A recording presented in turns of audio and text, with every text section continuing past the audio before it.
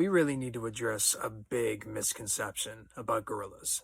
Typically, we view gorillas as very aggressive. We think of King Kong, for example, and that they're these dangerous, bloodthirsty animals. When in reality, that's far from the truth. In fact, they are considered the most peaceful of all the apes. Now, they may show a lot of aggressive behaviors, smacking their chest or showing their teeth or doing mock charges, all these things to scare you and say, hey, don't mess with me. And, that is valid. You shouldn't mess with a gorilla. They are 6 times stronger than the average man. But they will do as much as possible to avoid conflict altogether. Violence is considered a last resort for gorillas. They're also very nurturing animals too.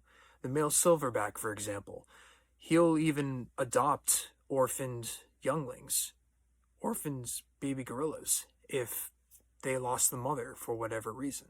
And he will function as a fatherly figure and a very caring and gentle and tolerable one.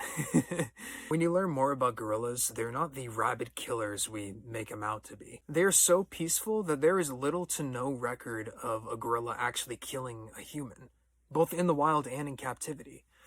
There may be some stories, but there haven't been any I've come across, and that just goes to show how rare it is. The unfortunate thing, too, is that whenever I do research on an animal that is very misunderstood, whether it is a gorilla or a lion or sharks, especially sharks, very rarely are they considered as dangerous as we make them out to be. Granted, they can be dangerous, but the amount of animals that get killed by people is far more than the other way around.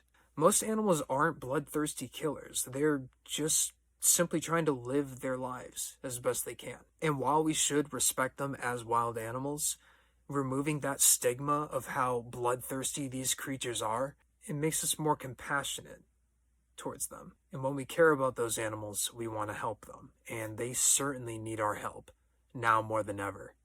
For more insights on wildlife and how to see them responsibly, follow for more. I hope you see the world for the world.